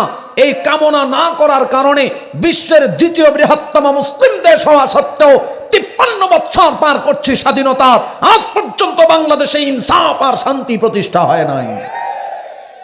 রাগ করতেছেন আপনারা? আমি কথা শেষ করে দিতেছি, খেয়াল করেন। রাজনৈতিক কোনো ওয়াজ করতেছি না, আমি শুধু আয়াতের ব্যাখ্যা করতেছি, নিজের বানানো কোনো কথা বলতেছি না, আয়াত এবং হাদিসের ব্যাখ্যা করতেছি। শোনেন, সর্বশেষ একটা কথা বলে এই অপশন থেকে আমি বেরিয়ে যাই। আমিরুল মুমিনিন হযরত ওমর ইবনুল খাত্তাব রাদিয়াল্লাহু আনহু, যার নামটা শুনলেও শয়তান পিছনে বাতাস ছেড়া ছেড়া পলাইতো। 3 মাইল দূর থেকে শয়তান পলাইতো যে ওমর আসতেছে এই রাস্তা দিয়া। সেই ওমর ইবনুল খাত্তাব দাঁড়াইলেন খুতবা দেওয়ার জন্য। জ্বালাময়ী খুতবা, জুমার দিন। আলহামদুলিল্লাহ আলহামদুলিল্লাহিল্লাযী ওয়াহদা ওয়াসসালাতু ওয়াসসালামু আলা মান লা নাবিয়্যা বা'দা। মাত্র খুতবা শুরু করলেন, এমন সময় মসজিদে নববীর মাঝখান থেকে জীর্ণ শীর্ণ পোশাকের একটা নওজোয়ান, অপরিচিত গ্রাম থেকে আইছে। এরকম নওজোয়ান দাঁড়ায় কয়, এই আমিরুল মুমিনিন খলিফাতুল মুসলিমিন ওমর, খুতবা বন্ধ করেন, আপনার খুতবা শুনবো না যতক্ষণ পর্যন্ত একটা প্রশ্নের জবাব না দিবেন। আল্লাহু আকবার জোরে বলেন। আমিরুল মুমিনিন খুতবা বন্ধ করলেন। বলো কি প্রশ্ন তোমার? বলে, আমিরুল মুমিনিন, আপনার গায়ের মধ্যে যে জুব্বাটা, এই জুব্বাটা কি ওই কাপড় দিয়ে বানাইছেন না যে কাপড় গত জুমায় আমাদেরকে রিলিফের মাল হিসেবে 1 পিস করে কাপড় দিছিলেন? খেয়াল করছেন? কি খেয়াল করছেন? আমিরুল মুমিনিন অর্ধ পৃথিবীর শাসনকর্তা, তার গায়ের মধ্যে যেই জুব্বাটা, যেই কাপড়টা, ওই কাপড়টা রিলিফের 1 টুকরা কইরা তিনিও পাইছেন। অজেও পাড়া গায়ের যেই ছেলেটা গরিব, চিনে না জানে না, ওই যুবকটাও ওই কাপড় 1 টুকরাই পাইছে। আর সেই যুবকের গায়ের যেই কাপড়, একজন প্রেসিডেন্ট, অর্ধ পৃথিবীর শাসনকর্তা খুতবা দেওয়ার জন্য দাঁড়াইছেন, তার গায়ে একই কাপড়। এটার নাম ইসলাম। যুবক, আপনারে আমি ইসলাম বুঝাইতে পারি না, এটা আমার ব্যর্থতা। যদি ইসলাম বুঝাইতে পারতাম, তাহলে এ দেশে হুকুমত ইসলামের জন্য এত দেরি লাগে না, এত দেরি লাগে না। ওমর বললেন, হ্যাঁ এই কাপড় সেটাই। যুবক বললেন, তাইলে আমরাও তো 1 পিস করে পাইছি। কই, আমরা তো জুব্বা বানাইতে পারি নাই। আপনি জুব্বা বানাইছেন কেমনে? তাহলে নিশ্চয়ই আপনি চুরি করছেন, নিশ্চয়ই আপনি দুর্নীতি করছেন। প্রত্যেকের ভাগে একটা করে কাপড়, আমিও 1 পিস পেয়েছি, আপনারও এক পিস পাওয়ার কথা। আপনি যদি এক পিস পেয়ে থাকেন তো আপনি দুই কি বলে পাঞ্জাবি জুব্বা কেমনে বানালেন? আমি তো জুব্বা বানাতে পারি নাই, আমি আরো এক পিসের জন্য অপেক্ষায় আছি। কোন দিন, কোন বছর, কোন মাসে আবার এক পিস কাপড় পাবো, ওইটা জোড়া লাগায় জুব্বা বানাবো। আপনি জুব্বা বানাইছেন কেমনে? তাইলে আপনি দুর্নীতি করছেন। জবাব দিবেন, আপনার খুতবা শুনবো, না হলে জবাবের আগ পর্যন্ত খুতবা শুনবো না। আমিরুল মুমিনিন মাথা নিচু করে দিয়ে বললেন, জবাবটা আমার ছেলে আব্দুল্লাহ দিবে। আব্দুল্লাহ দাঁড়ালেন, আব্দুল্লাহ ইবনে ওমর রাদিয়াল্লাহু আনহুমা। যুবক ভাই, তুমি যা বলছো সত্য বলছো।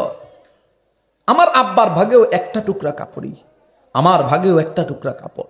তুমি যেরকম এক টুকরা পাইছো, আমিও এক টুকরা পাইছি, আমার আব্বাজানও এক টুকরা পাইছেন। তোমার এক টুকরা দিয়া কাপড় বানানো সম্ভব হয় নাই, আব্বাজানের এক টুকরা দিয়া কাপড় বানানো সম্ভব হয় নাই, আমার এক টুকরা দিয়া কাপড় বানানো সম্ভব হয় নাই। এজন্য আমি আমার ভাগের কাপড়টা আব্বাজানরে হাদিয়া দিছি, দুইটা মিলায়া জুব্বা বানায়া আব্বাজান খুতবা দিতে আসছে। যুবক, এটার নাম ইসলাম। এমন যদি হতো আমার দেশের শাসক হতো ওমরেরই মতো হতো, আবু বকরের মতো। বলবো, এমন যদি হতো আমার দেশের শাসক হতো ওমরেরই মতো হতো, আবু বকরের মতো। এমন যদি হতো প্রজার দুঃখে তাদের চোখে আসতো না রে ঘুম, দেশের ভিতর পড়ে যেত শান্তি সুখের ধুম, গরিব দুঃখী ভুখা ডাঙা নাহি পাওয়া যেত, যদি আমার শাসক হতো ওমরেরই মতো হতো, আবু বকরের মতো। এমন যদি হতো। হাজিরিন, খেয়াল করেন, এটার নাম আদল, এটার নাম ইহসান, এটার নাম আদল, এটার নাম ইনসাফ। রব্বে কাবা বলেন, ও জমিনের মানুষ, তুমি আদল করো, ইনসাফ করো। খেয়াল করেন, রাষ্ট্রীয় পর্যায়ে আদল আর ইনসাফ শুধুমাত্র এইটা না, ব্যক্তি জীবনে আদল হবে, স্বামী হিসাবে স্ত্রীর উপরে ইনসাফ হবে, জুলুম হবে না। স্ত্রীটা মাইর দেওয়ার জায়গা না, স্ত্রীকে চুলের মুঠি ধরে পিটানোর জায়গা না। এরে নওজোয়ান, কথাটা মনে পড়ছে এই জন্য বলি, 1 মিনিট খেয়াল করেন। 25 বছর ধরে যারা আমরা বিয়া করি নাই, 25 বছর পর্যন্ত বিয়া করি নাই, বিয়ের আগে কোলবালিশটা জড়ায়া ধইরা কত রকম স্বপ্ন বুনেছি, রাত বিরাতে ঘুমাই নাই, বিছানায় রাত কাটায়া দিছি, রাত পার হয়ে গেছে নির্ঘুম, বুকের মধ্যে একটা রাজকন্যা আসবি, এইভাবে এইভাবে আদর করব, ভালোবাসবো, এত যত্ন, এত স্বপ্ন, এত শান। 25 বছর পরে যে বিয়ে করলাম, 25 বছর আগে জন্ম থেকে বুঝ হওয়ার পর থেকে নিয়ে 25 বছর পর্যন্ত যে স্বপ্নটা দেখেছি, যে ভালোবাসার বীজ দিলে বপন করেছি, বিয়ের পর থেকে মরণ পর্যন্ত ওই ভালোবাসা দিয়া বিবিটারে আগলায় রাখবো। এটার নাম স্ত্রীর মর্যাদা, স্ত্রীর সম্পর্ক। আর বিপরীতে স্ত্রী ওই রকম 18 বছর, 16 বছর, 14 বছর বয়স অনুযায়ী, বিয়ের জন্য বয়স নির্ধারিত না, শারীরিক কাঠামো নির্ধারিত। উপযুক্ত হলেই বিয়া, উপযুক্ত হয়েছে, ওই থেকে নিয়ে বিয়ে পর্যন্ত যত স্বপ্ন দেখেছে যে একটা রাজকুমার তার কপালে জুটবে, এই যে স্বপ্ন, যত যা কিছু দেখছো, বিয়ের পর থেকে মরণ পর্যন্ত ওই স্বপ্ন দিয়া স্বামীর সাথে আগলায়া সংসার। এই স্বামী তার স্ত্রীকে যত পারে ভালোবাসবে আর সম্মান দিবে, যত পারে ভালোবাসবে আর সম্মান দিবে। আর স্ত্রী তার স্বামীকে যত পারে ভালোবাসবে, সম্মান দিবে। পাশাপাশি আরেকটা জিনিস, সেটা হলো স্বামীর আনুগত্য করবে। স্বামীর যদি আনুগত্য না করে, তাহলে যত বলে ভালোবাসি, এটা ধোঁকাবাজি, এটা ভালোবাসা না। এজন্য স্বামী স্ত্রীকে ভালোবাসবে, আর স্ত্রী স্বামীকে ভালোবাসার পাশাপাশি আনুগত্য করবে। আনুগত্যটা ওই জায়গায় ইসলাম এবং কোরআন ও সুন্নাহর গণ্ডির ভিতরে। স্বামী যদি কোরআন ও সুন্নাহর বাইরের কোনো নির্দেশ করে, ওই নির্দেশ স্ত্রীর জন্য মানা ফরজ নয়। মুহতারাম হাজরিন, খেয়াল করেন, আদল করা দরকার ব্যক্তি জীবন, পরিবার, সমাজ, ব্যবসা, রাষ্ট্র, রাজনীতি, আন্তর্জাতিক প্রত্যেক সাইডে। এবার আল্লাহ বলেন ইনসাফ করো। ইনসাফ কি জিনিস? 1 নাম্বার ইহসান কি জিনিস? এক কথায় আল্লাহর নবী বলেন, আন তা'বুদাল্লাহা কাআন্নাকা তারাহু ফা ইন লাম তাকুন তারাহু ফা ইন্নাহু ইয়ারাক। সর্বোচ্চ 5-7 মিনিটে আমার কথা শেষ ইনশাআল্লাহ। খেয়াল করেন মুহতারাম হাজিরিন, হাবিবে কিবরিয়া পয়গম্বর বলেন, ইহসান হলো তোমার সামনে আমার সামনে রব্বে কাবা কুদরতি অবয়ব নিয়ে দাঁড়ায় আছেন, আমি আর তুমি রব্বুল আলামিন তাকায়া তাকায়া দেখতেছি। ওগো নবী, আমি তো আমার রব দেখতেছি না।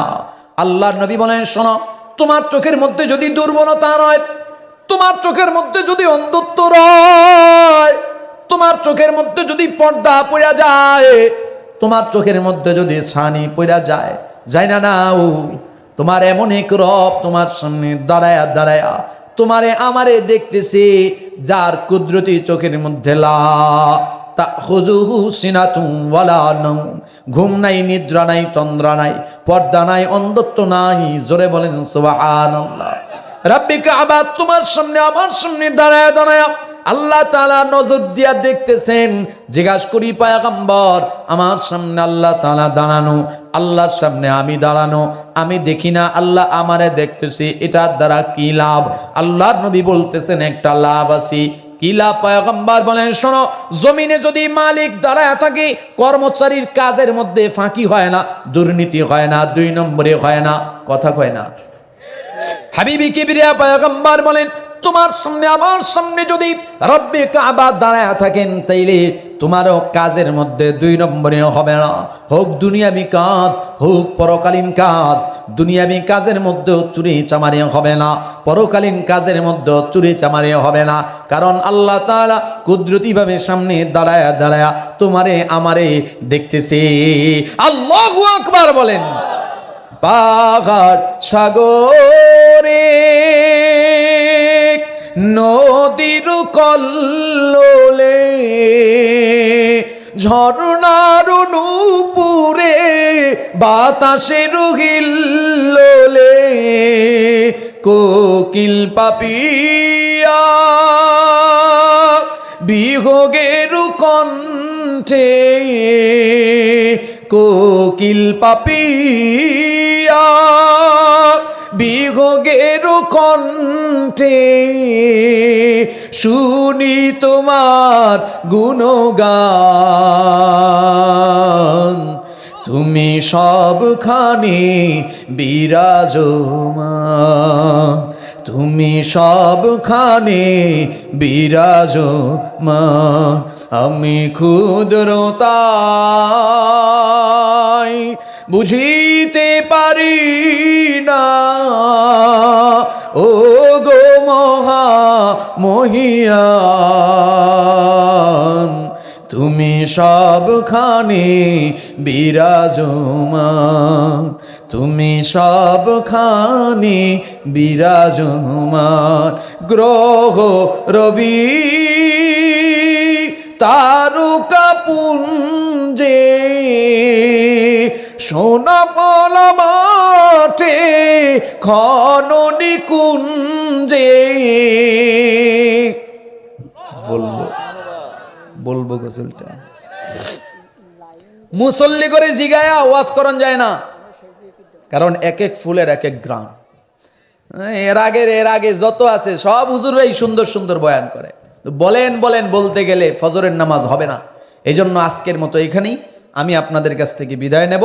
বাকি এতটুকু শুনেন যে আমি এই অঞ্চলে আগে পরে কখনো আসি নাই, এই ফার্স্ট আপনাদের খতিব সাহেব হাফিজ মাওলানা আমিনুর রহমান হাফিজাহুল্লাহ ওনার দাওয়াতে এসেছি। আল্লাহ পাক যদি আবারও কখনো কোথাও কোনো মাঠে ময়দানে দেখা দেওয়ার কথা বলার সুযোগ করে দেন, ইনশাআল্লাহ বলবো। আমি তরজমাটা শেষ করি, কর্তৃপক্ষকে আপ্যায়নের ইন্তজাম করার জন্য অনুরোধ করছি। তাকান আমার দিকে, খেয়াল করেন। আল্লাহ বলেন, ইহসান করো। ইহসান হলো এই জিনিস, আমার সামনে আল্লাহ দাঁড়ায় আছে, সুতরাং আমি নামাজ পড়ি, রোজা রাখি, যাই করি, আর দুনিয়াবি অফিস আদালত কাজকর্ম যাই করি, আল্লাহ সামনে দাঁড়ানো। অতএব আমার 2 নম্বরই করা যাবে না। এটার নাম তাকওয়া, এটার নাম আমানতদারিতা, এটার নাম জবাবদিহিতা। এই 3টা জিনিস না থাকার কারণে 53 বৎসর পার হইতেছে, এখনো এদেশের মানুষ শান্তিতে নাই। কারণ যেই ক্ষমতার মধ্যে বসে সেই কয় আমি তো এখন প্রভু, ওরা তো গোলাম, কার কাছে হিসাব দিব, কার কাছে জবাবদিহিতা করব? অথচ দেখেন 2 বছরও হয় নাই একটা দেশ স্বাধীন হয়েছে, সারা দুনিয়ার সমস্ত আভিজাত্যওয়ালা, সমস্ত দাপট ক্ষমতা এরা ক্যামেরা ধরে রাখে তাদের পিছনে। ওরা হাঁটে কেমনে, নাড়াচড়া করে কেমনে, লেনদেন করে কেমনে, ওদেরকে ফলো করার জন্য, নকল করার জন্য সারা দুনিয়া তাকায় রয়েছে। আফগানিস্তান 53 বছর হয়েছে স্বাধীন হয়েছে, দ্বিতীয় বৃহত্তম মুসলিম দেশ। আজকেও বাংলাদেশের মানুষকে, বাংলাদেশকে বিশ্বের মানুষ জানে এটা চোরের দেশ। চুরি কি আপনার আমার সন্তান করছে? আজকের দিনে আপনার যে সন্তানটা ঘরে জন্মাবে, এই সন্তানটার মাথায় 1.5 লাখ টাকার ঋণ। কথা কয় না? এই 1.5 লাখ টাকার ঋণ যেটা, এটা কি তারা চুরি করে মাথার উপরে নিছে? না। যারা চুরি করছে, যারা চুরি করছে, যারা ডাকাতি করছে, যারা খুন করেছে, যারা গুম করেছে, যারা দুর্নীতি করেছে, টেন্ডারবাজি, চাঁদাবাজি, দখল বাণিজ্য যারা করেছে, তাদের মাথার অপরাধের দায়গুলো আমার আপনার অনাগত ভবিষ্যৎ সন্তানের মাথায় তুলে দিছে। এই নওজোয়ান বলেন, এই নওজোয়ান 53 বছর ধরে যাদের পিছনে শ্রম দিয়েছেন, ঘাম ছড়িয়েছেন, মিছিল মিটিং করেছেন, সময় শ্রম সব বিলীন করেছেন, তাদের অপরাধ অপকর্মের দায়ভার আজকে আমরা মাথায় নিয়ে ঘুরতেছি। এখনো কি আপনাদের হৃদয় হবে না? এখনো কি আপনাদের চিন্তা চেতনায় পরিবর্তন আসবে না? ওমর আব্দুল খাত্তাবের মতো একজন প্রেসিডেন্ট এদেশে দরকার। এটা ওয়াজ করে আলাদা বুঝাইতে হয়। মুহতারাম হাজিরিন, আল্লাহ বলতেছেন এই ইহসান করো যে আমার সামনে, তোমার সামনে স্বয়ং রব্বে কাবা কুদরতি ভাবে দাঁড়ানো আছে। অতএব 2 নম্বরই করার সুযোগ নাই, ডাকাতি করার সুযোগ নাই, চুরি চামারি করার সুযোগ নাই, বেপরদায় চলার সুযোগ নাই, নামাজ বাদ দেওয়ার সুযোগ নাই, বিড়ি সিগারেট ইয়াবা বাবা দাদা গাঁজা মাদক সামগ্রী এগুলা সেবনের সুযোগ নাই, চুরি করার সুযোগ নাই, ফাঁকি দেওয়ার সুযোগ নাই। দিন দুনিয়া যা কিছু করব আমার সামনে আল্লাহ তাআলা দাঁড়ানো, অতএব আমার কাজের মধ্যে 2 নম্বরই করা চলবে না। জিজ্ঞাসা করি রব্বুল আলামিন, আপনি আমার সামনে দাঁড়ায় আছেন, এই জন্য আর 10 মিনিট ইনশাআল্লাহ কর্তৃপক্ষ দিকে রেডি হচ্ছেন, একটু আগাবো নাকি? মুহতারাম হাজিরিন, খেয়াল করেন কি জন্য বলতেছিলাম, ইহসান কথা। যে আল্লাহ তাআলার সামনে আমল সুন্দর হইলে আল্লাহ তাআলা বলেন যে তোর জন্য আমার কুদরতি অন্তরে দয়া মায়া বাইরা যায়। এবার রব্বে কাবা বলেন ইতা ইজিল কুরবা, মনে আছে কিনা? আয়াতের আদেশ 3টা কাজের 3 নাম্বার রব্বে কাবা বলেন ইতা ইজিল কুরবা করো। জিজ্ঞাসা করি রব ইতা ইজিল কুরবা এর মানা কি, তরজমা কি? রব্বে কাবা বলেন ইতা ইজিল কুরবা অর্থ হলো আত্মীয়কে দান করো।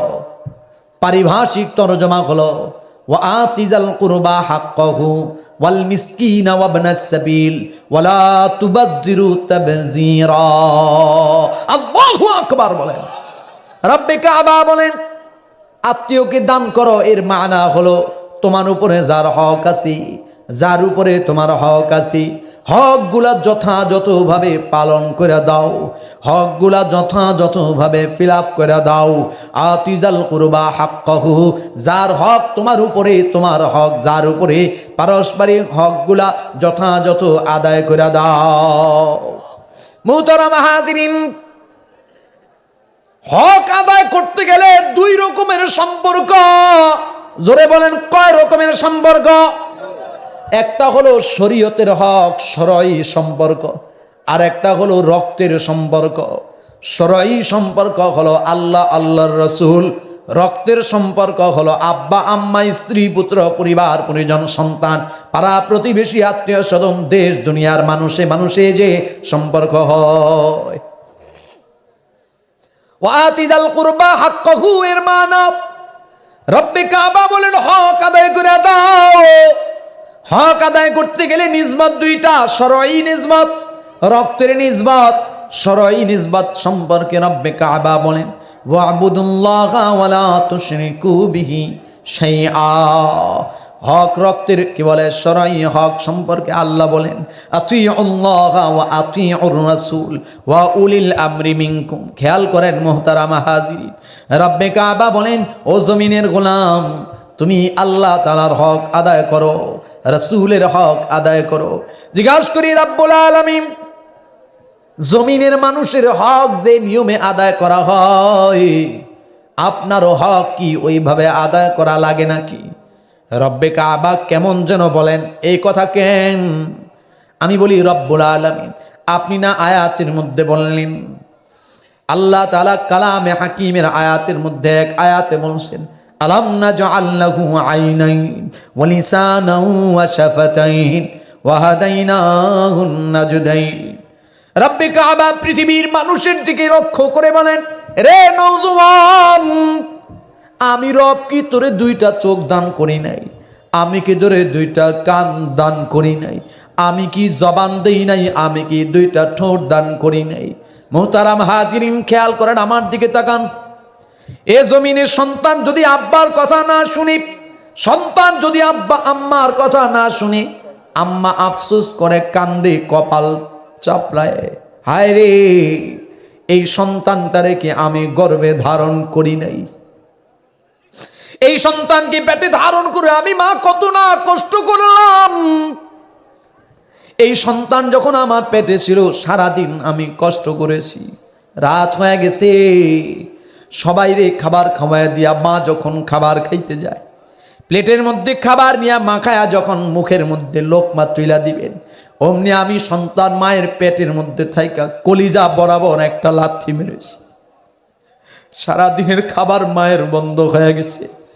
খাবারের লোকমাটা প্লেটের মধ্যে রাইখা দিয়া মা উঠে গেছেন, বিছানায় গিয়া মা শুইলেন, ডান কাত হয়ে শুইলেন। আমি সন্তান আবার মায়ের কলিজা বরাবর আর একটা আঘাত করেছি। মা জননী বিছানা থেকে উঠা গেলেন, ঘরের একবার ডান পাশ একবার বাম পাশ করেন, পায়চারি করেন। মায়ের ঘুম নাই, সারা রাত মা নির্ঘুম কাটায় দিন। কলিজায় ব্যথা, পেটে ব্যথা, এত যন্ত্রণা নিয়ে মা সারা রাত্র কাটাইয়া দিলেন। আমি যখন জন্মাবো, জমিনে আসবো, মা তার প্রিয়তম স্বামীর কাছে চির বিদায় নিয়ে নিলেন, আব্বার কাছে বিদায় নিলেন, আম্মার কাছে বিদায় নিলেন, বন্ধু বান্ধব আশেপাশে যারা সবার কাছে বিদায় নিলেন। এত কষ্ট যন্ত্রণা দিয়ে আমি জমিনে আসলাম। আমি এবার মায়ের বুকের মধ্যে বৃষ্টি রাত, তুফান, ঝড়, ঘরের মধ্যে কোনো শুকনা কাপড় নেই, যা আছে আমারে বিছায়া দিয়ে শোয়াইছেন। আমি পেশাব করে ভরা দিলাম, নষ্ট করে দিলাম। মা আঁচল বিছায়া দিলেন, তাও ভিজায়া দিলাম। আবার একটু নাড়াচাড়া করে দিলেন, ভিজায়া দিলাম। রাতের গভীরে চূড়ান্ত শীতের রাত্রি, মা তখন আমাকে শরীরে একটু গরম দেওয়ার জন্য নিজের গরম শরীরটার সাথে আমারে বুকের মধ্যে জড়ায় নিলেন। এত কষ্ট মুজাহাদা যে মা করলেন, পেশাব পায়খানা পরিষ্কার করলেন, একটা লোকমা খাবার তুলে দেওয়ার জন্য আমার মুখে ঘন্টার পর ঘন্টা মা আমার পিছনে পিছনে ঘুরলেন। আমি ঘুর ঘুর করছি পুরা বাড়িতে, একবার এই রুম একবার ওই রুম। আমি যখন একটা লোকমা খাবার কম খাইলাম, মা তখন বৈশা চোখের পানি পালাইছে, কেন এত জ্বালাস, একটা লোকমা খাবার কেন খাস না? এইভাবে আমি আমার মাকে কষ্ট দিয়েছি, এইভাবে মাকে যন্ত্রণা দিয়েছি। মা যখন বার্ধক্যে পৌঁছায়া যায়, আমি যখন মায়ের কথা শুনি না, মা তখন আফসোস করে আর কান্দে। এরকম সন্তান যেন কোনো মা পেটের মধ্যে না নেয়। মা তখন আফসোস করে, এই সন্তানরে আমি কি পেটে ধারণ করে নাই, ও কেন আমার কথা শুনবে না? 25 বছর পর্যন্ত যে আব্বা কান্দে লয়া লয়া আমারে মানুষ বানাইছে, আমি যদি আব্বার না ফরমানি করি, আব্বা তখন কান্দেন, আফসোস করেন, হায় রে, এই সন্তানের মুখে লোকমা তুইলা দেওয়ার জন্য আমি বাবা বৃষ্টিতে ভিজা ভিজা ঠান্ডা লাগাইছি, রোদ্রে পুইরা পুইরা কালো হয়ে গেছি। রাত্র গভীরে প্রচন্ড অমাবস্যা, ঝড় তুফানের রাত, সন্তানের জ্বর, গুটি বসন্ত, বমি, পাতলা পায়খানা। বিবি তখন হাত ধরে বলছে, বাঁচা ধন, যদি বাঁচাইবার চাও বের হয়ে যাও, কোথায় ডাক্তার আছে, কবিরাজ আছে, ডাক দিয়ে নিয়ে আসো। এরে নওজোয়ান যুবক, তোমার আমার সন্তানের জন্য চাইলেই পাশে ফার্মেসি পাই, ডাক্তারখানা পাই, হাসপাতাল পাই। তুমি আমি যখন অসুস্থ হয়ে গেছি, তোমার আমার আব্বা কিন্তু চাইলেই ডাক্তারখানা পায় নাই, ফার্মেসি পায় নাই, হাসপাতাল পায় নাই। এই বৃষ্টি উপেক্ষা করি, ঝড় তুফান উপেক্ষা করি, কঠিন ঠান্ডা শীত উপেক্ষা করি, বাবা রাত্র 2:30 3টায় বের হয়ে গেছে। মাথার মধ্যে একটাই চিন্তা, আমার কলিজার টুকরা সন্তানটারে বাঁচাতে হবে। এই কষ্টগুলা করার পরে যে সন্তান আব্বার কথা শুনে না, আব্বা তখন আফসোস করে আর কান্দে, হায় রে, এই কষ্ট মুজাহাদা কি আমি এই সন্তানের জন্য করলাম নাকি? কেন আমার সন্তান আমার কথা শুনবে না?